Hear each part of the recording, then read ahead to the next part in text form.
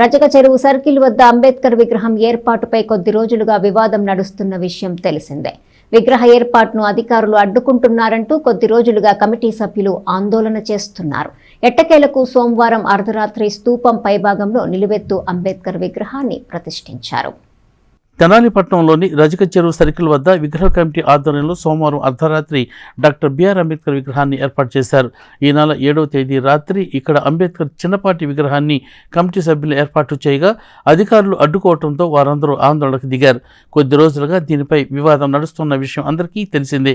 అన్ని అనుమతులతోనే విగ్రహం ఏర్పాటు చేస్తున్నామని, అయినా అధికారులు అడ్డుకుంటున్నారంటూ కమిటీ సభ్యులు ఆందోళన సైతం నిర్వహించారు. అయితే ఏమైందో ఏమో కానీ సోమవారం అర్ధరాత్రి అక్కడకు చేరుకున్న నిర్వాహకులు ముందుగా నమూనా ప్రకారం అనుకున్నట్లుగానే అక్కడి స్తూపం పైభాగంలో నిలువెత్తు భారీ అంబేద్కర్ విగ్రహాన్ని ప్రతిష్ఠించారు. భారీ వాహనంలో అంబేద్కర్ విగ్రహాన్ని తీసుకొచ్చి క్రేన్ సహాయంతో అక్కడ అంబేద్కర్ నిలువెత్తు విగ్రహాన్ని ప్రతిష్ఠించారు. విగ్రహ ప్రతిష్ఠ సందర్భంగా పెద్ద సంఖ్యలో అభిమానులు అక్కడికి చేరుకుని నినాదాలు చేశారు.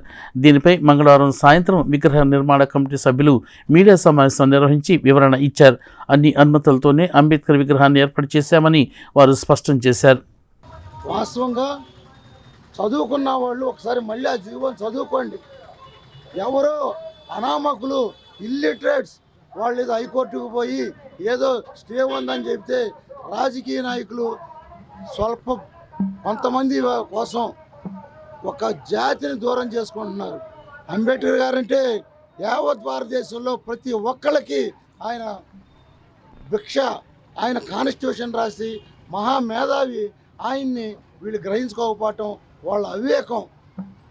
స్టాట్యూ డెవలప్ చేసుకోవడానికి కూడా డబ్బులు ఇస్తామంటే మా యొక్క నాయకులు మేము బయట కులాల దగ్గర మేము డబ్బులు తీసుకోము, మా దళితుల ఆత్మగౌరవం కోసం మాలోనే కలెక్టర్లు, ఎస్పీలు అందరూ ఉన్నారు, మేము డబ్బులు సమకూర్చుకోగలమని చెప్పి దగ్గర 18 లక్షలతోటి ఈ యొక్క పెడస్టాల్ నిర్మించుకోగలుగుతున్నాం. ఆ రోజు ఆల్పాటి రాజేంద్ర ప్రసాద్ గారు తెలుగుదేశం పార్టీలో ఉన్నారు. ఆయనకి ఈ యొక్క విగ్రహం గురించి తెలుసు. ఆయన అపోజ్ చేయలేదు.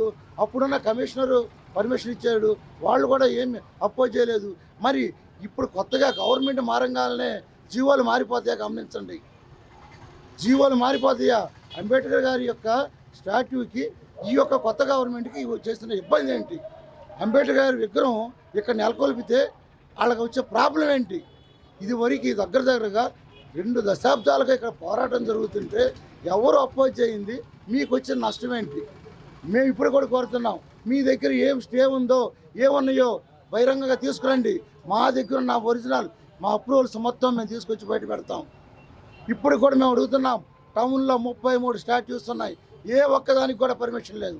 రేపు అడుగుతున్నాం, ఇన్ఫర్మేషన్ యాక్ట్ ప్రకారం మీరు కూడా మాకు ఇవ్వడానికి సిద్ధంగా ఉండండి. ఐతానగర్కు చెందిన 48 వ్యక్తుల మీద కేసు రిజిస్టర్ చేస్తే ఆ కేసుల్లో తిరుగుతూ 15 మంది కోర్టులలోనే తిరుగుతానే, ట్రైన్లలో పోతానే కేసులు ముగియకుండా 15 మంది చనిపోయారు. వాళ్ళ స్ఫూర్తిగా కూడా ఈ విగ్రహాన్ని నెలకొల్పడం జరిగింది. అంతేకాకుండా చుండూరులో మారణకాండ జరిపి 8 మందిని నరికి చంపి పారేస్తే ఆ శవాలని ఏరి తీసుకొచ్చి పోస్ట్ మార్టం చేయించి ఇక్కడే పరుండబెట్టి ఇక్కడి నుంచే ర్యాలీగా తీసుకెళ్ళిన ఘనత కూడా ఉంది. అందుకోసమే ఇక్కడ కాన్షీరాం గారు, మాయావతి గారు, రామలక్ష్మణ్ బాస్ గారు, తర్వాత తమిళనాడు నుంచి నాయకులు అందరూ కూడా వచ్చి ఈ యొక్క విగ్రహం కోసం వాళ్ళు ఆ రోజున స్టోన్ వేసి వెళ్ళారు. కాబట్టి ఈ విగ్రహం ఉండాలి. ఈ విగ్రహానికి ఎటువంటి హాని జరిగినా కానీ యావత్ భారతదేశం మొత్తం కదిలి వచ్చిందని కూడా మేము మరొకసారి తెలియజేస్తున్నాం. ఇప్పటికైనా సరే మీ యొక్క ఆలోచన మార్చుకొని మా జోలికి, మా విగ్రహం జోలికి రావద్దని చెప్పి మరీ చెప్తున్నాం. కాబట్టి ఒక్కసారిగా నేను అందరికీ చెప్తున్నా, టౌన్లో ఉన్న ప్రతి ఒక్కరికి చెప్తున్నాను, ఎస్సీ, ఎస్టీ, బీసీ, మైనార్టీ మీరే కాదు, అగ్ర కులాల్లో కూడా చదువుకున్న వాళ్ళు, మేధావులు, విజ్ఞానవంతులు ఉన్నారు. మీరు కూడా ఆలోచించండి. అంబేద్కర్ గారు అంటే ఒక కులానికి ఆపాదించడం కాదు, మీ అందరికీ చేశాడు. మీరు ఆర్టికల్స్ తీసి చదువుకోండి, కాన్స్టిట్యూషన్ చదువుకోండి, ఎక్కడా కూడా ఊరికి కూడా ఇచ్చేయలేదు. అంబేద్కర్ గారు దిశ చూపించి ఈ రోజున బట్టలేసుకొని తిరగడానికి ఆయన అవకాశం ఇచ్చాడు, గ్రహించండి. కాబట్టి ప్రజలారా అందరూ కూడా మేల్కొనండి. ఈ విగ్రహానికి అందరూ కూడా ముందుకు రావాలని కోరుకుంటున్నా. ఇంకొకటి కూడా చెప్తున్నాం, మీరు కనుక మీ చర్యలు ఆపుకోకపోతే చెలో తెనాలి 5,000 మంది కార్యకర్తలతోటి మేము ఇక్కడే మీటింగ్ పెట్టడం జరుగుతుంది. అంతేకాదు రాష్ట్ర వ్యాప్తంగా కూడా ఉద్యమానికి కూడా సిద్ధపడతాం. ఇక్కడ మేము బాబాసాహెబ్ అంబేద్కర్ విగ్రహం నిర్మించుకోవడానికి కారణం మా ఆత్మగౌరవం, మా దళితుల ఆయన ప్రపంచానికి ఒక కులానికో మతానికో కాదు, ఆయన కేవలం మీరు ఈ దృష్టితో చూసి ఇది దళితులకు సంబంధించిన ఆలయం, ఈ దళితులకు సంబంధించిన నాయకుడు, అంబేద్కర్ విగ్రహం పెట్టడానికి వీల్లేదని రాజకీయ కుట్రలకు కనుక మీరు పాల్గొంటే మేము కూడా దాన్ని వ్యతిరేకించడానికి, దాన్ని అడ్డుకోవడానికి మేము సంసిద్ధంగానే ఉన్నాం. ఇక్కడ తెనాలి నియోజకవర్గంలో స్థానిక ఎమ్మెల్యే మంత్రివర్యులు జనసేన పార్టీకి చెందిన వ్యక్తి.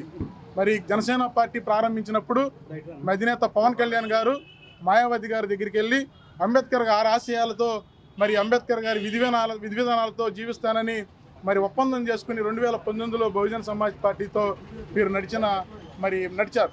మరి 2024 వచ్చేసరికి మతోన్మాద పార్టీలతో చేతులు కలిపి ఉన్మాద ప్రక్రియను ప్రారంభించడానికి మీరు సిద్ధపడ్డారు.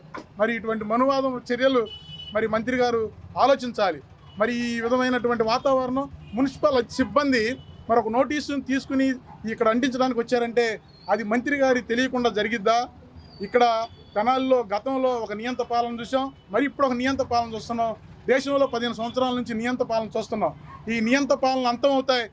త్వరలో బహుజనులంతా తిరగబడతారు, మిమ్మల్ని కాలరాస్తారు, బహుజన రాజ్యం తప్పకుండా ఏర్పడుతుంది. అప్పుడు ఈ అంబేద్కర్ విగ్రహాలు ఊరు వాడలోనే కాదు పట్టణాల్లోనూ అనేక చోట్ల విస్తరింపజేస్తామని తెలియజేస్తున్నాం. మీరు కనుక ఈ కట్టడాన్ని ఇప్పటి నుంచి ఇకపై చర్యలు ఏమైనా చేయాలని కనుక తలస్తే మరి బహుజన సమాజ్ పార్టీ తరఫున ఉద్యమించి మీ మెడల వంచి ప్రజా ఆగ్రహానికి గురి చేస్తామని తెలియజేస్తున్నాను. జై భీమ్.